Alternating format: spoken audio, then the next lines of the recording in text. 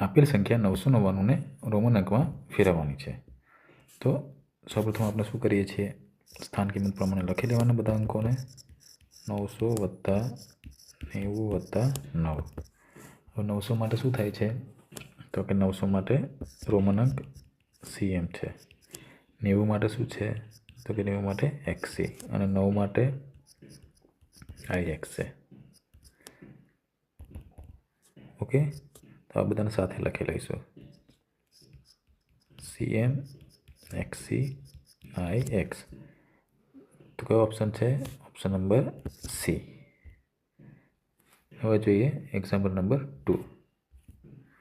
સંખ્યા 145ને રોમન અંકમાં ફેરવવાની છે. તો 145 લખીએ, સ્થાન કિંમત પ્રમાણે અંકોને લખીએ. 100 + 40 + 5. 100 માટે શું થશે, તો કે C. પછી 40 માટે XL અને 5 માટે V.